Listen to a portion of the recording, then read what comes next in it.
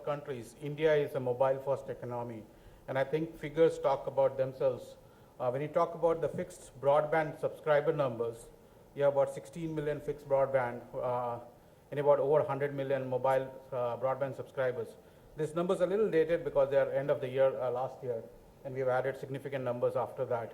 302 million internet users, 57% access of internet on mobile, and 112 million Facebook users, 88% of that going on mobile. And more importantly, that's a change that we've seen in 2014, is 39 million online shoppers, out of which more than 50% transactions happening on mobile. So actually the mobile has become the future growth story in India. And so not only the general B2C activities, there is a lot of space that mobile is changing in different vertical segments. Whether you talk about education is another big area that India needs emphasis on. And there was some move on the tablet becoming a tool for education, providing the content and connectivity aspect, which could be a big play that India could lead into addressing the education aspect of India. Other deprived or kind of constrained domain is healthcare, where telecom or mobile could play a big role. We already have gadgets launched in this space with connected solutions around health, around medical solutions, around heart rate and cancer detection and stuff around that. There's a lot of activities happening in India alone. There have been products launched in that space. There is a whole lot of activity happening on IoT, IoE, which is changing the paradigm on the consumer electronics, and a whole growth around robotics with drone and discussion around it. And then there is a whole initiative on smart cities, which adds on to the IoT, IoE space around smart energy, smart security, smart management angle. And most of these are electronic solutions which can be driven out of India. There's a lot of action happening on the software side. The question now becomes, how do we take it to the next level to make it a true Make in India story?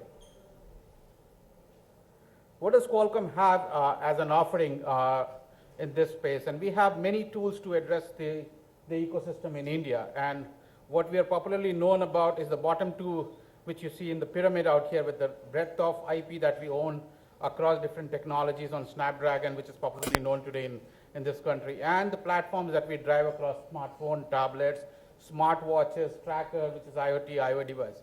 But more importantly, I want to emphasize a little bit more on the platform technologies that Qualcomm drives, right? So we have a huge initiative on Dragon boards.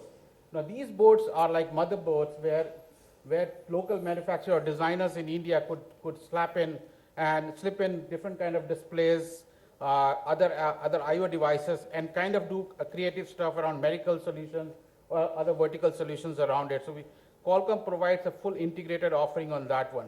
We have security solution, we have wireless charging, we have other IoE stuff where you're providing a full end-to-end packaging.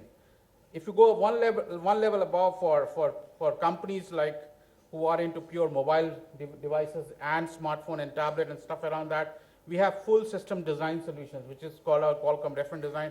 We also have a variable space where we are providing an end-to-end reference design solution for any small company with 30 to 50 odd people could enter into a design activity in India.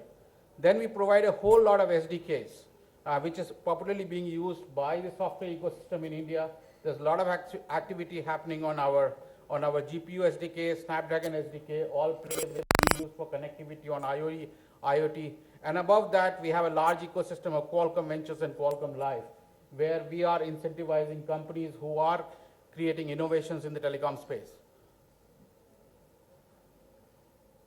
If you see, popularly Make in India gets carried away with the manufacturing side of the angle, but we as a company want to emphasize a much bigger, broader area that needs attention in India. Make in India, as you know, manufacturing in India is like, you have multiple layers. You have got semiconductor fabs, which somebody wants to start bottom up completely, right? Which could be one area. Passive components, PCB manufacturing. Then at the end of the day, it gets to a component assembly, SMT, and enclosures and plastics. There are various domains. I think that a lot of people understand this space. But where we want to focus on is see if we can play an active role in design in India.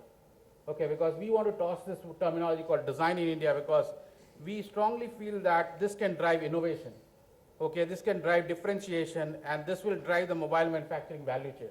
I think we are still very dependent on taking the cooked stuff from outside market and trying to create a Make in India story out here. And we strongly feel that there is a whole ecosystem of talent existing in this country, and it needs to be nurtured and kind of migrated in that direction. Localization and India-specific requirement will never get addressed from outside. Like he was talking about getting a Ganpati from outside, we need to move out of that. We need to create Ganpati in India, right? So, and how do we do that? So we have tools, we as a company are motivated and dedicating this to kind of help this.